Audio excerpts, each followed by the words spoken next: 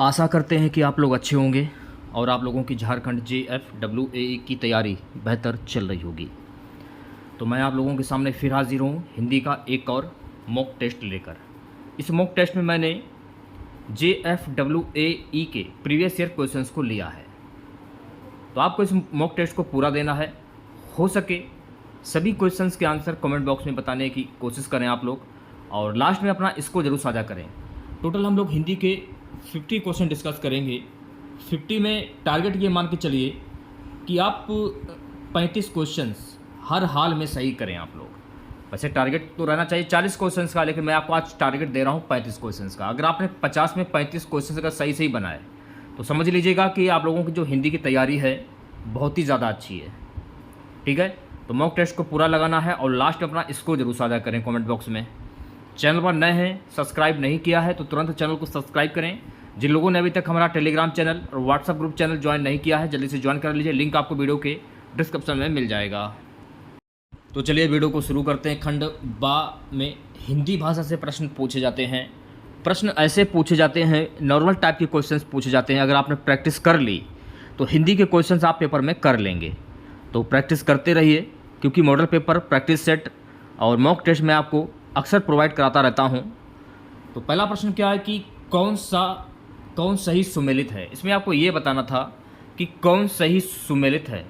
तो ये विलोम शब्द दिया गया है। अनुवृत्ति का विरक्ति होता है, असमय का कुसमय होता है, अवसर का सुअवसर होता है, दीर्घायु का चिरायु होता है।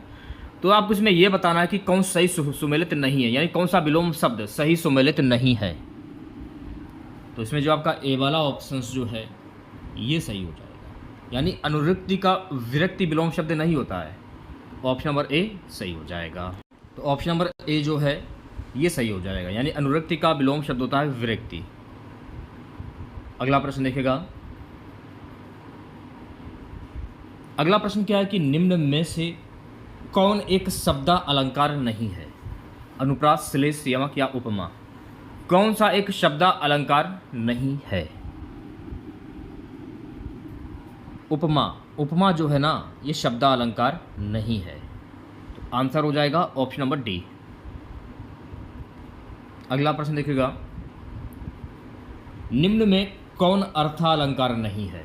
उपमा, उत्प्रेक्षा, वक्रोक्ति या रूपक। निम्न में कौन अर्थालंकार नहीं है, यह आपको बताना है। देखिए वक्रोक्ति जो है ना ये अर्था अलंकार नहीं है। सही आंसर हो जाएगा ऑप्शन नंबर सी। अब इसमें देखिए क्या पूछा जा रहा है कि निम्न में कौन एक भिन्न है। यमक, श्लेष, वक्रोक्ति या दृष्टांत। निम्न में कौन एक भिन्न है। तो दृष्टांत जो है ना ये सबसे अलग हो जाएगा, यानी सबसे भिन्न हो जाएगा दृष्टांत। निम्न में से कौन मात्रिक छंद का उदाहरण है। कवित, वैरवे, शवैया, मालिनी। अब देखिए यहां पर आपको सिर्फ एक बात ध्यान में रखना है, जिन छंदों में मात्राओं की संख्या निश्चित होती है उन्हें हम मात्रिक छंद कहते हैं। जिन छंदों में मात्राओं की संख्या निश्चित होती है, तो इसमें मात्राओं की संख्या किसमें निश्चित है, वैरवे में। तो आंसर हो जाएगा ऑप्शन नंबर वी। चलिए बढ़ते हैं नेक्स्ट क्वेश्चंस की और अगला क्वेश्चन देखेगा। निम्न में कौन सा वार्णिक छंद है। अब देखिए यहाँ पर आपको वार्णिक छंद को याद रखने के लिए आपको इतनी बात ध्यान में रखनी है कि जिस छंद रचना में प्रत्येक चरण में 26 से अधिक वर्ण होते हैं उसे दंडक वर्णिक छंद कहा जाता है। जैसे कि सवैया जो है ना, सवैया अगर आपसे पूछ लिया जाए कि सवैया कैसा वर्ण है, शवैया, मैं शवैया की बात कर रहा हूँ, जैसे कि ये हुआ।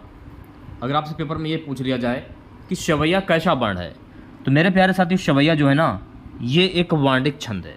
तो ये आपको ध्यान रखना है। तो इसमें आंसर क्या होगा, मंदाक्रांता। मंदाक्रांता जो है ना ये आपका वार्णिक छंद हो जाएगा। ठीक है, तो सी ऑप्शन करेक्ट हो जाएगा। अगला प्रश्न क्या है कि शांत रस का स्थायी भाव क्या होगा। शांत रस का स्थायी भाव क्या होता है। तो शांत रस का स्थायी भाव निर्वेद होता है। कितना सिंपल सा क्वेश्चन है, आसानी से आप कर सकते हैं। कुछ रस दिए गए इनके बारे में जान लीजिए आप लोग। जैसे कि विस्मय का स्थायी भाव होता है अद्भुत रस, ठीक है। और वत्सलता का स्थायी भाव होता है विस्मय। शोक का स्थायी भाव क्या होता है? करुण रस। और निर्वेद का तो शांत हो गया, तो मैंने आपको बता ही दिया है, तो ये भी आपको ध्यान रखना है। अगला प्रश्न देखिएगा। अगला प्रश्न क्या है कि अनुराग किस रस का स्थायी भाव होता है? अनुराग किस रस का स्थायी भाव होगा? बताइए क्या आंसर होगा? शांत रस, वात्सल रस, वीर रस या रौद्र रस?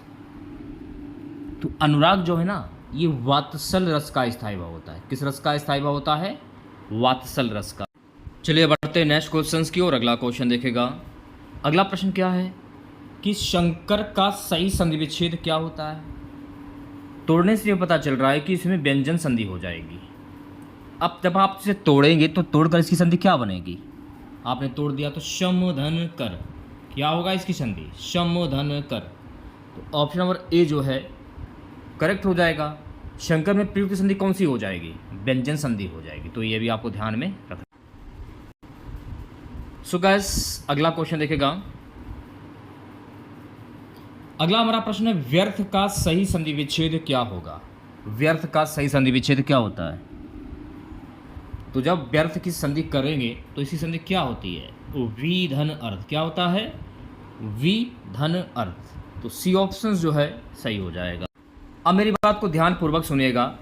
इसको तो मान लिया जाएगा छोटी ई और इसको छोटा आ। तो छोटी ई प्लस छोटा आ मिलकर क्या बना? या बन गया। और नियम के अनुसार या किस में आता है? ये तो मैंने आपको बताया था, शायद आपको याद हो ना या याद हो, ये मैं नहीं कह सकता हूँ। या आता है यण में। तो अगर आपसे पूछ लिया जाए कि व्यर्थ में प्रयुक्त संधि कौन सी होगी? यण संधि हो जाएगी। ये भी आपको ध्यान में रखना है। अगला प्रश्न देखेगा। क्या बोल रहा है प्रश्न? निम्नलिखित में से एक वाक्य में क्रिया भाषण करने के अर्थ में प्रयुक्त हुई है, यह वाक्य है। देखिए अगर आपको क्लास अच्छी लग रही हो तो प्लीज़ वीडियो को लाइक कीजिएगा, ज़्यादा से ज़्यादा शेयर कीजिएगा। चैनल पर नए हैं, सब्सक्राइब नहीं किया है अभी तक आप लोगों ने चैनल को, तो तुरंत चैनल को सब्सक्राइब करें आप लोग। किस एक वाक्य क्रिया में भाषण करने में अर्थ प्रयुक्त हुई, यह वाक्य कौन सा है? वह आम खाता है। इस क्रिया में भाषण करने के अर्थ में प्रयुक्त हुआ है, इसलिए यह वाक्य हो जाएगा। तो ऑप्शन नंबर डी जो है करेक्ट हो जाएगा। अगला प्रश्न क्या कि तू डाल डाल मैं पात पात, इसका अर्थ क्या होगा? यहां पर देखिए अर्थ की जगह पर मुहावरा भी हो सकता था, लोक त्रुटि भी हो सकती, लेकिन अर्थ दिया है। कंफ्यूज हो जाना नहीं आपको। अगर कंफ्यूज हो गए तो समझो कि क्वेश्चन गलत। अर्थ हो या मुहावरा हो या लोक त्रुटि हो, तीनों चीज़ें एक ही होती हैं। खतरा उठाना, आगे आगे दौड़ना, पेड़ पर चढ़कर खेलना, चालाकी का जवाब चालाकी से देना। तू डाल डाल मैं पात पात, इसका अर्थ क्या होता है? तो मेरे प्यारे साथियों, चालाकी का जवाब चालाकी से देना, इसका अर्थ हो जाएगा। तो ऑप्शन नंबर डी जो है ये सही हो जाएगा। अकाल पीड़ित में कौन सा समास है? अकाल पीड़ित, तो अकाल से पीड़ित है ना, तो कौन सा समास होगा? अकाल अलग है, पीड़ित अलग है, दोनों को जोड़ दिया गया, नया शब्द क्या बना? अकाल पीड़ित। या फिर ऐसे भी कर सकते हैं अकाल से पीड़ित, अकाल को अलग करके उसमें बीच में से लगा दीजिए।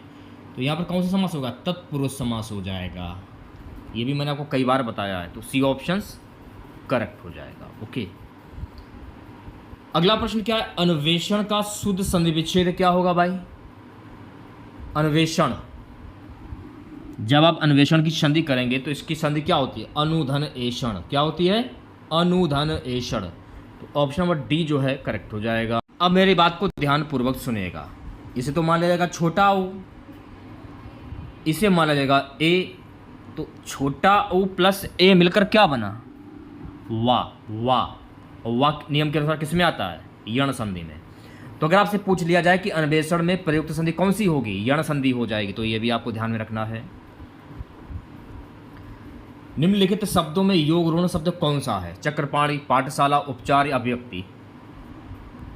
देखिए जब भी योग ऋण शब्द अगर आपसे पूछा जाता तो आपको ध्यान में रखना है कि जब किसी वाक्य में किसी प्रसिद्ध व्यक्ति या भगवान के नाम आ जाए तो वहां पर आपका योग ऋण शब्द हो जाएगा। ऐसे भी पहचान सकते हैं, या फिर आप ऐसे भी पहचान सकते हैं कि जो शब्द अन्य शब्दों के योग से बनते हैं परंतु एक विशेष अर्थ के लिए प्रसिद्ध होते हैं, उन्हें हम योग ऋण शब्द कहते हैं, जैसे कि लंबोदर, लंबा उदर है जिनका, भगवान गणेश अर्थात बड़े पेट वाला। दशानन, दश आनन है जिनके, ये एक प्रसिद्ध व्यक्ति है, ना कि भगवान। तो जब मैंने आपको क्या बताया कि जब किसी वाक्य में किसी प्रसिद्ध व्यक्ति या भगवान के नाम आ जाए तो वहाँ पर आपका जो है योग ऋण शब्द होगा, तो रावण हो जाएगा। तो यहीं पर पूछ रहा है कि योग ऋण शब्द कौन सा है, तो इसमें आप चक्रपाणी देख रहे हैं, चक्रपाणी। तो चक्र, उंगली में चक्र किसके हाथ में होता है, चक्रपाणी, यानी पाणी मतलब उंगली, तो उंगली में चक्र है जिनके, भगवान विष्णु।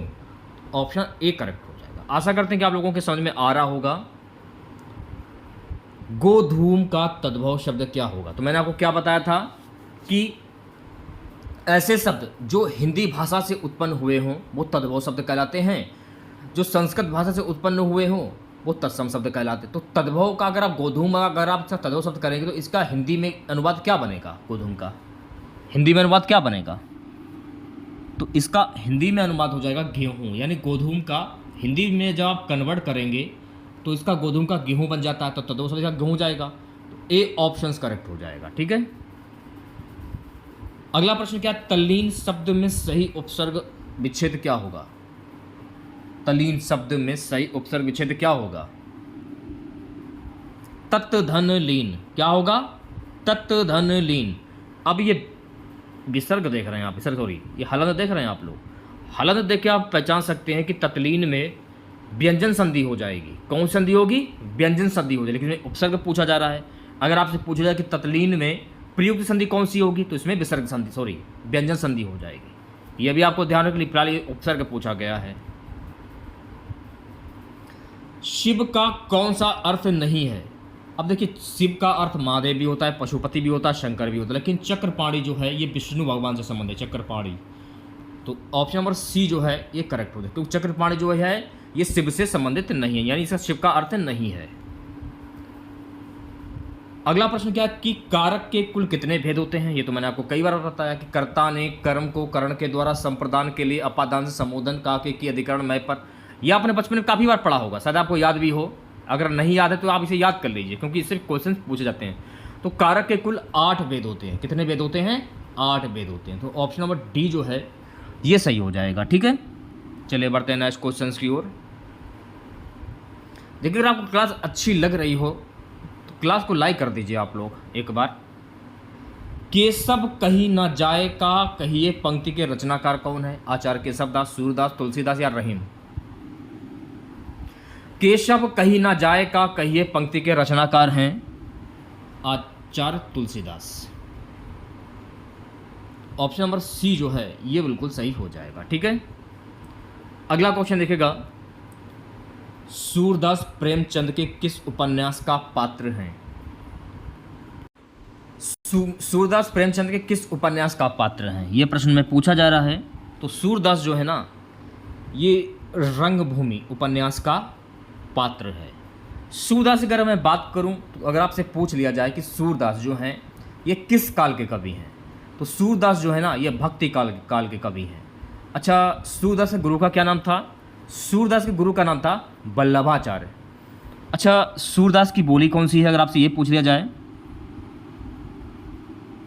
तो सूरदास की बोली है ब्रजभाषा, और सूरदास को अष्टछाप का जहाज भी कहा जाता है। तो ये सारे पॉइंट आपको ध्यान में रखने हैं।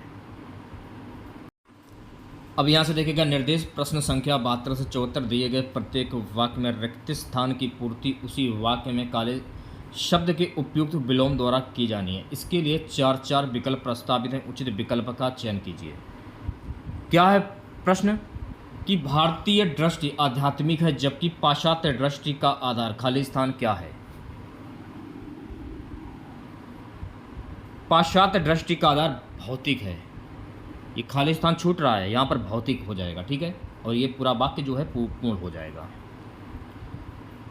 स्वच्छ जल के अभाव में हमें खाली स्थान या डैश जल पीकर ही प्यास बुझानी पड़ी। तो स्वच्छ जल के अभाव में हमें दूषित जल पीकर ही प्यास बुझानी पड़ी, बहुत ही सिंपल सा है, तो यहाँ पर दूषित हो जाएगा। ठीक है, 15 अगस्त 1947 को भारत ने परतंत्रता की जंजीरें तोड़कर क्या प्राप्त की, स्वतंत्रता प्राप्त की। तो यहाँ पर क्या हो जाएगा, स्वतंत्रता। सिंपल सा है।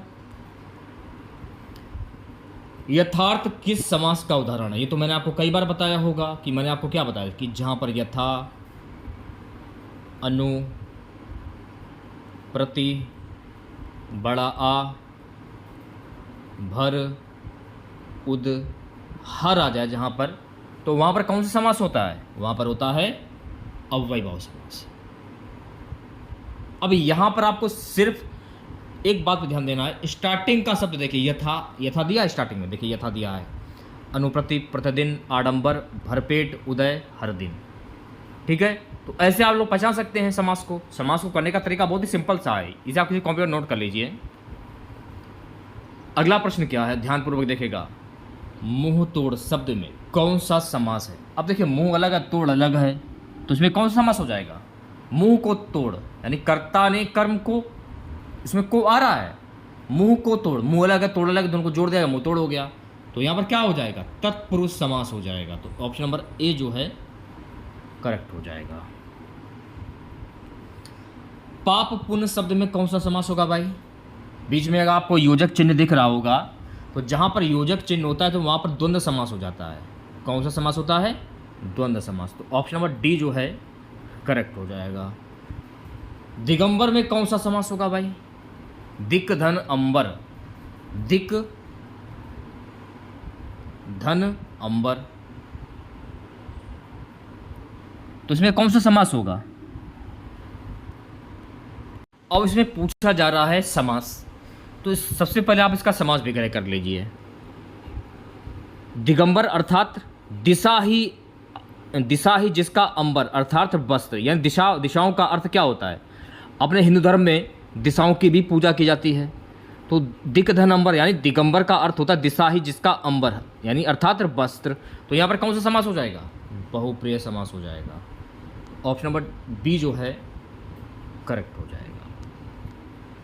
अब यहाँ से क्वेश्चन देखेगा 79 से 81 निम्न प्रश्नों में 4 शब्दों के समूह दिए गए हैं। प्रत्येक समूह में एक शब्द की वर्तनी ठीक प्रकार से दी गई है।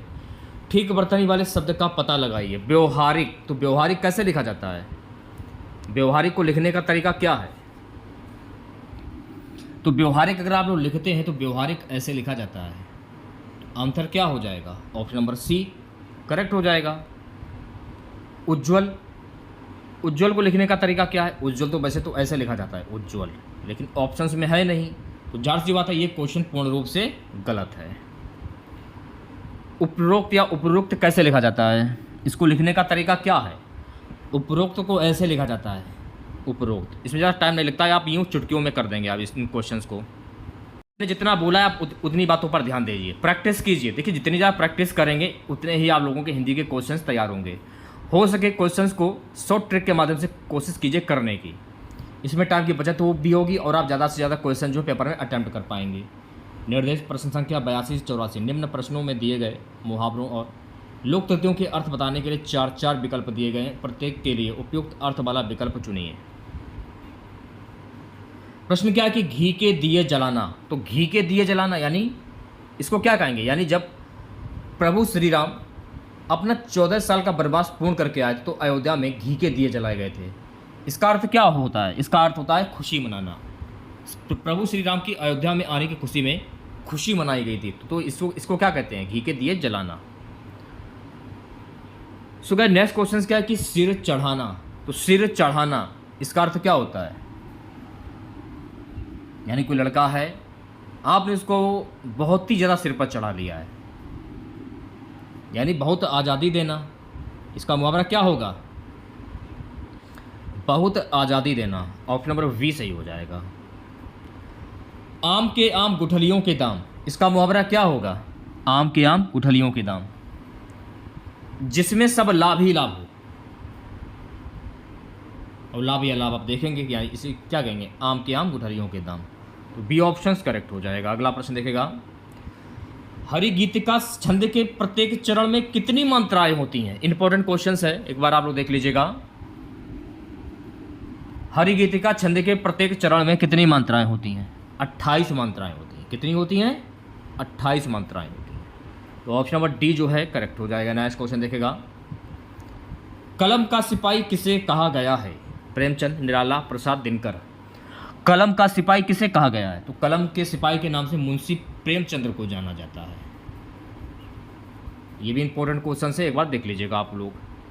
निष्फल किस प्रकार की संधि? तो निष्फल की संधि क्या होती है? नी, धन, फल या विसर्ग के निशान देख रहे हैं, तोड़ने पर पता चल रहा है। तो यहाँ पर कौन संधि हो जाएगी?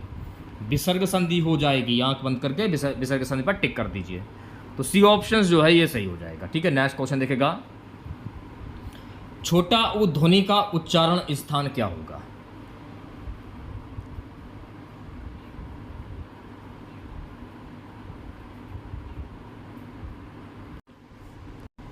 सबसे पहले हम बात करेंगे कंठ की। कंठ से कौन से वर्ण बोले जाते हैं, या सॉरी उच्चारण बोले जाते हैं? तो कंठ से आप का, खा, गा, घा, का, खा, गा, गा, घा, ये आपके कंठ से हो गए। अगर मैं तालु की बात करूं तो तालु से कौन कौन से वर्ण बोले जाते हैं? तालु से चा जैसे हुआ, चा, छा, जा, छा, चा, छा, जा, झा, ये तालु वाले वर्ण हो गए। मूर्धा की अगर हम बात करें तो मूर्धा से कौन से वर्ण बोले जाते हैं? तो मेरे प्यारे साथियों, मूर्धा से बोले जाने वाले वर्ण हैं जैसे कि टा, टा, ठा, टा। जगह नहीं इसमें है, मैं कैसे बताऊँ आप लोगों को, ना मेरे पास डिजिटल बोर्ड है। टा, ठा, डा, डा, ढाड़ा, ये आपके मूर्धा से बोले जाने वाले वर्ण हो। दंतोष्ठ से कौन से वर्ण बोले? ता, था, दा, दा। हो सकता है एक दो वर्ण छूट गए हों, उसके लिए मैं आपसे क्षमा चाहता हूँ। तो छोटा उ ध्वनि का उच्चारण स्थान क्या होगा? ये क्वेश्चन पूर्ण रूप से गलत है भाई, क्वेश्चन ही गलत है। छोटा उ उसमें को है ही नहीं। आकाशदीप किसकी रचना है? तो आकाशदीप किसकी रचना? तो आकाशदीप जो है ना, ये जयशंकर प्रसाद की रचना है। तो ऑप्शन नंबर वी जो है सही हो जाएगा। अगला प्रश्न क्या है? अंधा युग किस प्रकार की रचना है? उपन्यास, काव्य, काव्य नाटक या नाटक? अंधा युग किस प्रकार की रचना है? तो अंधा युग जो है ना, ये काव्य नाटक है। तो सी ऑप्शन जो है करेक्ट हो जाएगा। कोणार्क नाटक के लेखक कौन है? जयशंकर प्रसाद, जगदीश चंद्र माथुर, लक्ष्मी नारायण मिश्र, मोहन राकेश।